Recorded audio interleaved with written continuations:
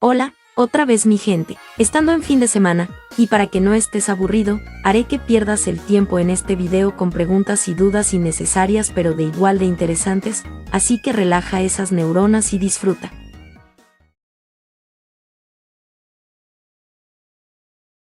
Tan simple esa pregunta suena poco posible, pero sabemos que en la naturaleza siempre hay rarezas, dando la existencia en el puesto 1, a este lindo amiguito, el ajolote. Es un anfibio tipo de salamandra, originario de los lagos del Valle de México, especialmente en el lago de Xochimilco. Su nombre proviene del náhuatl y significa monstruo de agua. Un anfibio particular para los científicos por su capacidad de regenerar su cerebro, incluso si una gran sección se elimina por completo. ¿Y ahora, cómo esto es posible? Esto pasa gracias a unas células especiales llamadas células madre. Estas células pueden transformarse en nuevas neuronas y otros tipos de células necesarias, reconstruyendo la parte dañada. Lo más impresionante es que el ajolote restaura la función del cerebro sin dejar cicatrices y sin perder capacidades. Aparte de regenerar su cerebro, también puede regenerar sus piernas, su cola, partes de su espina dorsal e incluso partes del corazón y los ojos. Para la ciencia,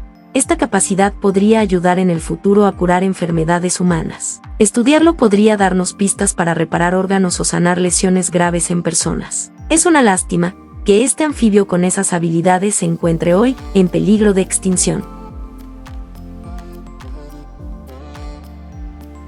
Yo nunca he presenciado estos fenómenos naturales, y más allá que llegan a ser peligrosos, siempre me he preguntado cómo se forman semejantes remolinos de viento. Para la formación de un huracán, se necesita que las aguas del océano superen los 26 grados centígrados, pues a partir de este valor se produce una evaporación significativa y un aporte de humedad. Luego este estado de evaporación sube hasta que el vapor se enfríe y forme nubes. Pero en ese proceso, el vapor también libera energía, provocando que el aire a su alrededor se mueva más rápido. Si sigue creciendo y ganando fuerza, se forma lo que se llama una tormenta tropical. Pero si esa tormenta sigue alimentándose del calor del mar y los vientos se vuelven muy fuertes, con más de 119 kilómetros por hora, entonces ya estamos hablando de un huracán. Generalmente se forman en zonas tropicales, como el Océano Atlántico, Pacífico o Índico, lugares donde el calor y la humedad son muy intensos, por lo que algunos huracanes podrían llegar a medir más de 500 kilómetros de ancho,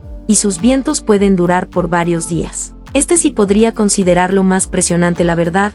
Como algo de pasar a ser agua, llega a ser un fenómeno que a veces puede ser considerado catastrófico.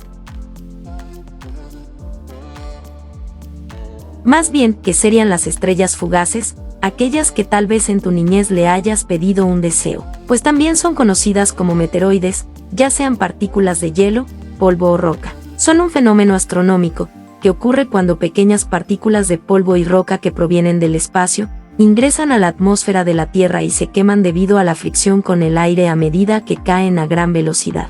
Este proceso produce un destello brillante, que se percibe como una estrella fugaz, y al entrar en la atmósfera, puede llegar hasta velocidades de entre 40.000 y 250.000 kilómetros por hora. Fenómenos hermosos que nos da el universo. Algunas de las lluvias de meteoroides más famosas son las Perseidas, las Gemínidas y las Leónidas. Las Perseidas es una lluvia llegada cada año en agosto, con tasas de hasta 100 meteoroides por hora en su pico. Segundo, están las Gemínidas, que se producen en diciembre y son conocidas por su brillantez y ser visibles en ambos hemisferios. Y por último, las Leónidas. Estas ocurren en noviembre, y son famosas por sus espectaculares tormentas de meteoroides, aunque no son predecibles cada año.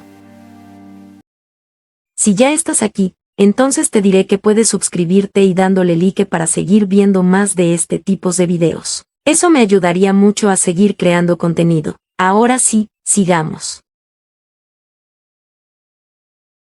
Quiero aclarar que, cuando hablo del primer fósil de dinosaurio, me refiero específicamente al concepto de dinosaurio, y no a otras especies más antiguas que existieron antes. Ahora sí, ¿cuál fue el primero descubierto? Según los científicos, el primer dinosaurio descrito por la ciencia fue el Megalosaurus, un depredador bípedo, de unos 9 metros de largo y lograba pesar cerca de 1 tonelada. Este terópodo vivió durante el período Jurásico, hace entre 205 y 142 millones de años. Pero lo realmente curioso es su descubrimiento. El fósil fue encontrado en el siglo XVII, en Oxfordshire, Inglaterra, Y como en aquella época no existía ningún concepto de dinosaurio, por lo que era normal que en ese entonces hayan pensado que los restos pertenecían a un gigante humano. Imagínate sus caras, viendo esos huesos enormes sin ninguna referencia. Mucho tiempo después, en 1824, el geólogo y paleontólogo británico William Buckland publicó su estudio oficial, y gracias a él, el fósil pasó de llevar un nombre bastante extraño, que era Scrotum humanum, al nombre que conocemos hoy como Megalosaurus. Y supongo que ya te haces una idea del significado de Scrotum humanum, ya que recordaba exactamente la figura de la parte inferior del fémur de un hombre, y la punta de este se parecía al escroto humano.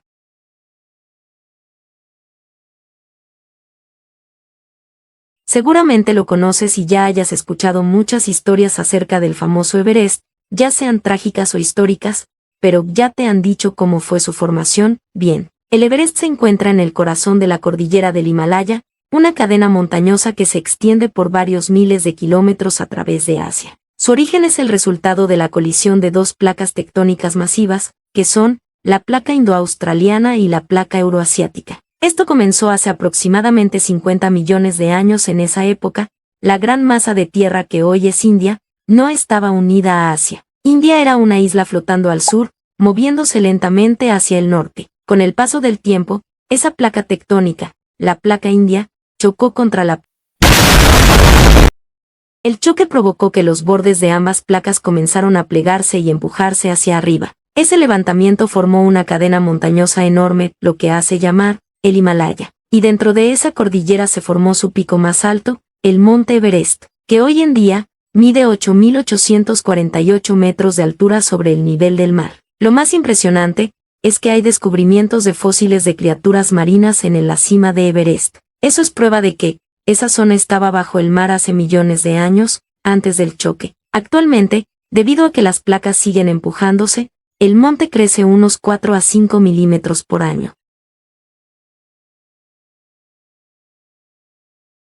Puede ser una pregunta simple y que poca gente hace, pero realmente es interesante cuando se trata de los inicios de nuestra naturaleza. O también porque estaba en un momento de trance haciendo este video. Ya yendo al tema, el primer árbol según se tiene registro, es el Watiesa. Este árbol vivió hace aproximadamente 385 millones de años, en el período devónico. A diferencia de los árboles actuales, el Watiesa no tenía flores, ni frutos, ni hojas grandes. Su tronco era delgado y recto, y en la parte superior tenía muchas ramas finas, con pequeñas hojas que se extendían como si fueran las alas de un ave. Sorprendentemente, este árbol podía crecer hasta 8 o 10 metros de alto, lo que lo convertía en un gigante para su época. Sin embargo, sus raíces eran poco profundas, por lo que probablemente no era muy estable y podía caer con facilidad por cualquier evento natural. Lo más importante del Watiesa no es solo su altura, sino que por ser reconocido como uno de los primeros árboles en formar bosques verdaderos. Al tener hojas y raíces,